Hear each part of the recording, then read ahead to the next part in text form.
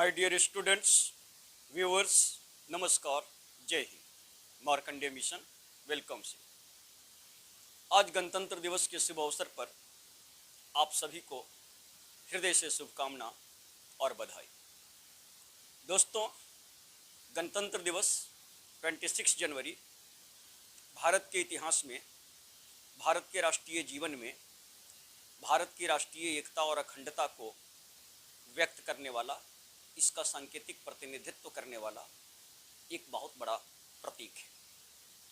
26 जनवरी का जो national importance है, इसकी शुरुआत 1947 मतलब देश को आज़ादी मिलने से बहुत पहले हो चुकी थी।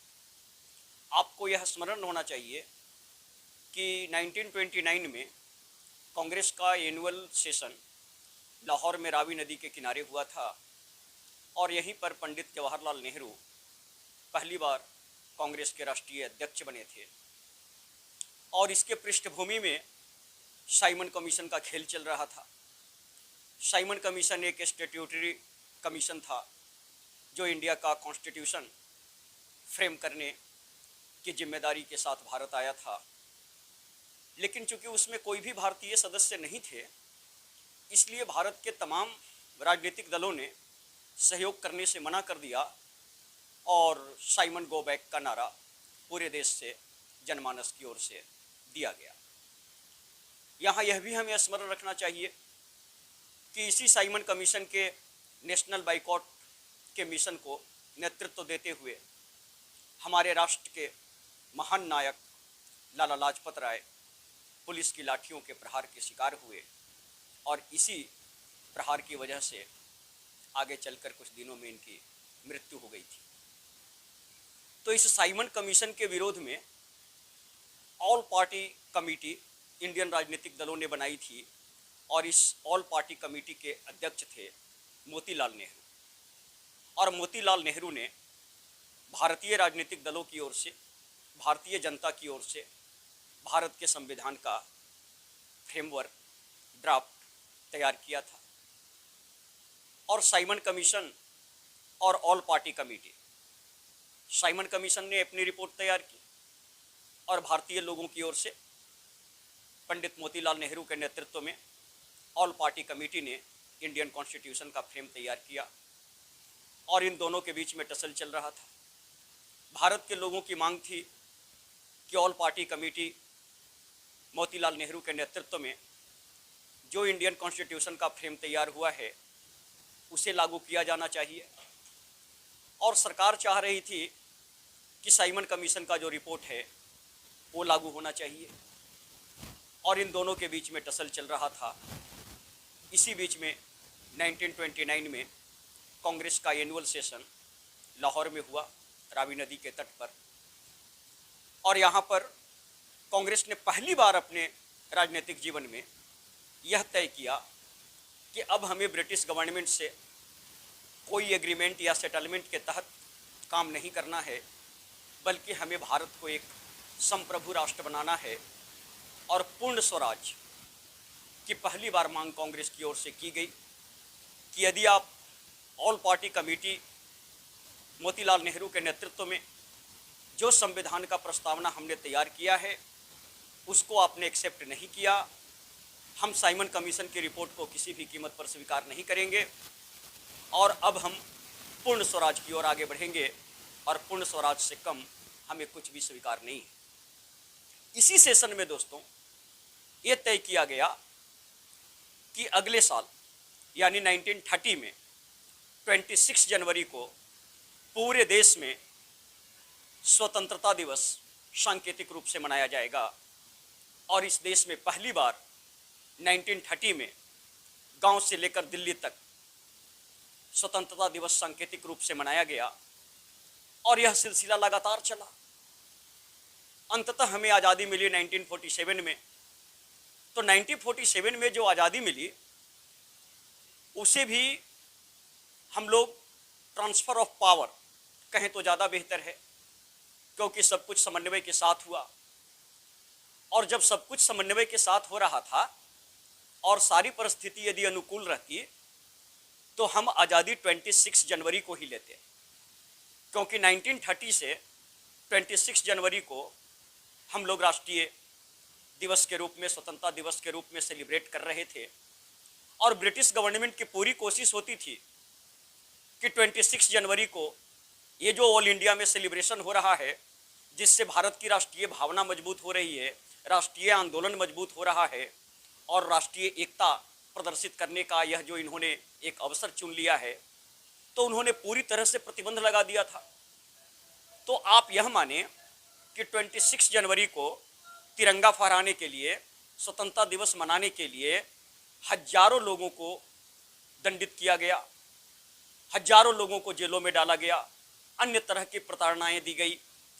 तो 26 जनवरी एक बड़ा ही ऐतिहासिक महत्व का दिन है, क्योंकि 1930 से 1947 तक सिंबॉलिक, सांकेतिक रूप से इस देश ने 26 जनवरी को स्वतंत्रता दिवस मनाया था।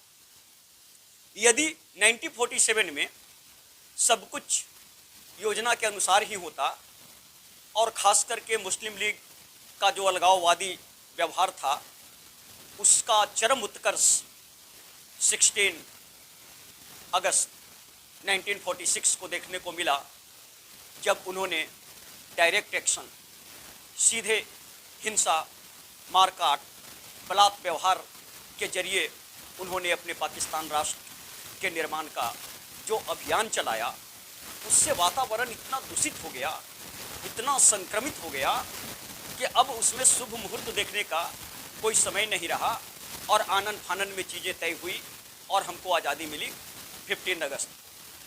तो 15 अगस्त को आज़ादी तो मिल गई और आज़ादी के बाद या आज़ादी के साथ ही देश का विभाजन भी हो गया।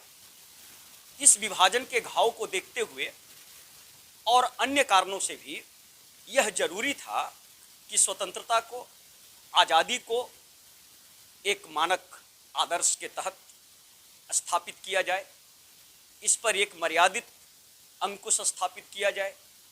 आज़ादी का मतलब क्या, किस सीमा तक आज़ादी, किस सीमा तक स्वतंत्रता, क्या कोई जाति के नाम पर, धर्म के नाम पर, नस्ल के नाम पर अपने आप को भारत संघ से, भारत राष्ट्र से अलग करने की घोषणा कर सकता है? क्या इसकी भी आज़ादी है? क्या किसी एक संप्रदाय को दूसरे संप्रदाय के विरुद्ध बोलने की भी आज़ादी है? तो आज़ादी का मतलब क्या होता है, आज़ादी के मायने क्या होते हैं, इसको सुनिश्चित करने के लिए अब जरूरी था कि आज़ादी को नियमित किया जाए, आज़ादी को नियमों के अंदर बांधा जाए, आज़ादी को विधि संगत बनाया जाए। और इसके प्रयास 1946 में ही शुरू हो गए थे। कैबिनेट मिशन प्लान के तहत इलेक्शंस हुए थे, कॉन्स्टिट्यूएंट असेंबली के मेंबर चुने गए थे और आपको पता है कि 389 मेंबर्स चुने गए थे, जो पूरे इंडिया से थे, जिसमें पाकिस्तान, बांग्लादेश भी शामिल था, क्योंकि इलेक्शन 46 में हुआ था और 46 में पूरा भारत एक साथ था। 1947 में 14 अगस्त को जब पाकिस्तान का पार्ट अलग हो गया, तो उस क्षेत्र से जो संविधान सभा के मेंबर चुन के आए थे, उनकी संख्या 90 थी और उनको हमने अपनी संविधान सभा से बाहर किया। उन्होंने अपना अलग संविधान सभा बनाया। तो संविधान सभा के लिए जो 389 मेंबर चुने गए थे, उनमें से 90 14 अगस्त 1947 के बाद अलग कर दिए गए और हमारी अपनी भारतीय संविधान सभा में 299 मेंबर बचे। और इन 299 मेंबर्स ने भारत की आज़ादी को नियमित किया, भारत की स्वतंत्रता को विधि संगत रूप दिया और राष्ट्रीय एकता और सामाजिक समरसता और आर्थिक न्याय को सुनिश्चित करने वाला एक संविधान हमने बनाया। अब हमारे पास यह वक्त था कि 26 जनवरी का जो ऐतिहासिक महत्व था, उस महत्व को हम फिर से स्थापित कर सकते थे। आज़ादी मिल गई थी 15 अगस्त को, वह स्वतंत्रता दिवस का प्रतीक बना। बाद में संविधान सभा ने संविधान बनाने का कार्य 26 नवंबर 1949 को पूरा कर लिया। तो संविधान सभा में जो सदस्य थे, वो लगभग सारे के सारे सदस्य स्वतंत्रता सेनानी ही थे और उनमें से तमाम सदस्य ऐसे थे जो 26 जनवरी 1930 को जो शपथ लिया गया था देश में स्वतंत्रता दिवस मनाने का, तो ये सारे संविधान सभा के जो सदस्य थे, वे 26 जनवरी को स्वतंत्रता दिवस मनाने के लिए प्रताड़ित किए गए थे, दंडित किए गए थे, डंडा लोठी गोली खाए थे और जेलों में डाले गए थे। तो संविधान सभा के तमाम सदस्यों ने आम सहमति से यह तय किया कि भले ही आज 26 नवंबर 1949 को हमने अपना संविधान तैयार कर लिया है, लेकिन हम 26 जनवरी को इसको लागू करें ताकि 26 जनवरी से इस देश की राष्ट्रीय अस्मिता का जो जुड़ाव है उसको हम अगले जनरेशन तक लिगेसी के रूप में प्रोवाइड कर सकें, ट्रांसफ़र कर सकें। और संविधान सभा ने यह निश्चय किया कि 26 जनवरी को अगले साल 1950 में हम अपनी संविधान को लागू करेंगे और इस देश को एक राष्ट्रीय एकता, अखंडता, सामाजिक समरसता और आर्थिक न्याय की ओर अग्रसर होने वाला एक राष्ट्र के रूप में इसे स्थापित करेंगे। तो इस तरह से यह तय हुआ कि 26 जनवरी 1950 को हमारा संविधान लागू होगा और संविधान लागू होने के साथ हमने इसे रिपब्लिक डे, गणतंत्र दिवस का नाम दिया और तब से इसे हम गणतंत्र दिवस के रूप में मना रहे हैं। तो दोस्तों, 26 जनवरी 1950 को जो हुआ उसने पूरे दुनिया में हमारी राष्ट्रीय पहचान को एक नया आयाम दिया। 26 जनवरी 1950 को जिस संविधान को हमने स्वीकार किया, अंगीकार किया, भारतीय जनता ने उसको अपने ऊपर लागू किया, उस संविधान ने आगे चलकर हमारी राष्ट्रीय एकता, अखंडता, सामाजिक समरसता, आर्थिक न्याय और सांस्कृतिक समन्वय के तमाम परिस्थितियों को इस तरह से समन्वित किया कि बहुत सारी विभिन्नताओं के बावजूद, बहुत सारे मत भिन्नता के बावजूद हमारी राष्ट्रीय एकता दिनों दिन मजबूत हुई और हम दुनिया में एक राष्ट्रीय अस्मिता को स्थापित करने वाले, राष्ट्रीयता को स्थापित करने वाले एक नए मॉडल के रूप में दुनिया के सामने आए। और यह एक अग्रणी भूमिका निभाया। दुनिया के जो अन्य कॉलोनियल पीरियड में जो गुलाम राष्ट्र थे उनको आज़ादी मिली। तमाम एशिया के जो देश थे वो गुलाम ही थे, तमाम अफ्रीका के देश गुलाम थे। भारत को आज़ादी मिलने के बाद धीरे धीरे 1960 तक दुनिया में जो एशियन और अफ्रीकन जितने भी राष्ट्र थे सब स्वतंत्र हो गए और इनको स्वतंत्र होने के बाद भारत एक अभिभावक के रूप में, एक गार्जियन के रूप में नज़र आया। और भारत ने जिस तरह से लोकतंत्र को अपनाया, समता को, समानता को अपने देश में स्थापित किया और अपनी राष्ट्रीय एकता और अस्मिता को सुरक्षित करने में सफल हुआ, यह एक मार्गदर्शक की भूमिका के रूप में आया तमाम एशियन और अफ्रीकन गुलाम राष्ट्रों के लिए जो नव स्वतंत्र हुए थे। तो इस तरह से हमने पूरी दुनिया में राष्ट्र का, राष्ट्रीय जीवन का एक बहुत ही वैल्यूएबल, बहुत ही महत्वपूर्ण आयाम प्रस्तुत किया जो तमाम एशियन और अफ्रीकन राष्ट्रों के लिए मार्गदर्शक बना। और आज दुनिया में हम राष्ट्रीय अस्मिता, राष्ट्रीय एकता और अखंडता, सामाजिक समरसता, आर्थिक न्याय के प्रगति पर आगे बढ़ते हुए दिनों दिन जिस तरह से भारत राष्ट्र मजबूत हो रहा है, यह एक आयाम प्रस्तुत करता है जो आगे चलकर भारत को विश्व गुरु के रूप में स्थापित करेगा। और भारत के देखा देखी दुनिया के अन्य देश अपनी राष्ट्रीय एकता, राष्ट्रीय अस्मिता और सामाजिक समरसता, सांस्कृतिक एकता को एक साथ लेकर आगे बढ़ेंगे और भारत को अपने मार्गदर्शक के रूप में देख रहे हैं। तो ये 26 जनवरी जो है इस मायने में अति महत्वपूर्ण हो जाता है।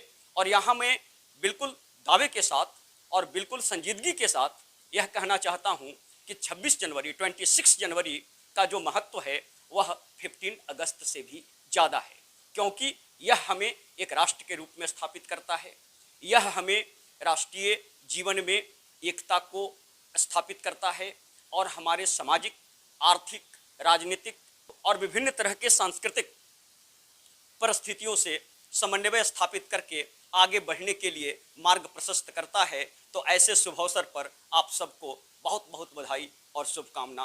Don't forget to like, share, subscribe Markande mission. That is a YouTube channel and Facebook page that is total and complete dedicated to enhance your competitive spirit and civil servant potentiality. जय हिंद, वंदे मातरम।